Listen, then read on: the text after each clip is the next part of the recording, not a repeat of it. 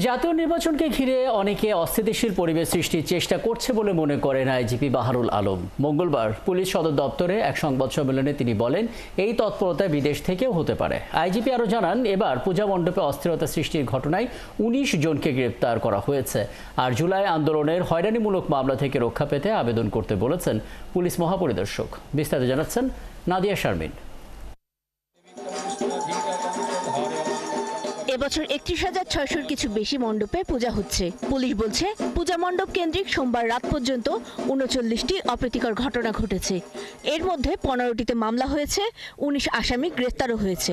এসব ঘটনার মধ্যে আছে পূজার প্যান্ডেলে পানি নিক্ষেপ, পূজা কমিটির কাছে চাঁদা দাবি, নিরাপত্তার কাজে নিয়োজিত পুলিশের উপর হামলা, ধাক্কা দিয়ে প্রতিমার অংশ ভেঙে ফেলা ও জামায়াত কর্মী পরিচয়ে গান বন্ধ করতে বলা। গাজীপুরে যেটা হয়েছে, দুইটা ছেলে ওরা গিয়ে দেখতে গেছে, ওরা ধমক দিছে, আরেকবার গিয়ে আরেকবার মূর্তিটা ভেঙে দিছে। আবার অনেকে দাবি করছে মানসিক ভারসাম্যহীন। নট নেসেসারিলি হঠাৎ করে পূজার সময় সব মানসিক ভারসাম্যহীন একসাথে গিয়ে হবে কেন? This is not at all acceptable. সামনের নির্বাচনকে ঘিরে দেশি বিদেশি নানা চ্যালেঞ্জ আছে বলেও জানান তিনি। যারা পরাজিত ফ্যাসিস্ট তারা তো অবশ্যই একটা party. Free, fair and neutral election ওইটাকে আমরা করতেই হবে। দরকারে আমরা আরো কঠোর পদক্ষেপে যাব। তিনি জানান, বৈষম্য বিরোধী আন্দোলনে হত্যাসহ মোট ১,৭৬০টি মামলার মধ্যে ৫৫টির চার্জশিট দেওয়া হয়েছে। এর মধ্যে হত্যা মামলা ১৮টি এবং আঘাত সহ বিভিন্ন মামলা ৩৭টি। হত্যা মামলার চার্জশিটভুক্ত আসামি ১,৯৪১ জন এবং অন্যান্য ধারার মামলার আসামি ২,১৮৫ জন।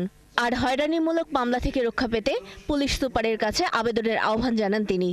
ওনাদেরকে সংশ্লিষ্ট জেলার পুলিশ সুপার নির্দোষ হিসাবে রিপোর্ট দিয়ে আদালতে প্রতিবেদন পাঠাতে পারেন এবং আদালত সেটা গ্রহণ করে তাকে মামলার দায় থেকে মুক্তি দিতে পারেন।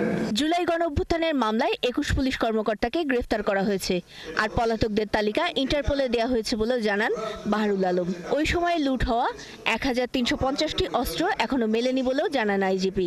আমরা ধারণা করি হয়তো কিছু বিচ্ছিন্নতাবাদীর কাছে চলে যেতে পারে, কিছু হয়তো পাহাড়িদের কাছে চলে যেতে পারে, কিছু হয়তো এই যে আরসা কিংবা ওদের কাছে চলে যেতে পারে। এগুলো সবই আমাদের সন্দেহ।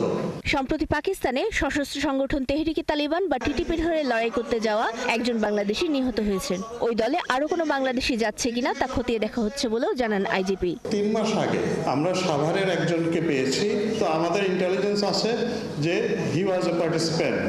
তা আমরা তাকে অ্যারেস্ট করেছি। তার মাধ্যমে আমরা তার অন্য যারা সহযোদ্ধা আরও আছে কিনা তাদের ব্যাপারে এই আমাদের অ্যান্টি টেররিজম ইউনিট তদন্ত করছে। নাদিয়া শারমিন, ৭১, ঢাকা।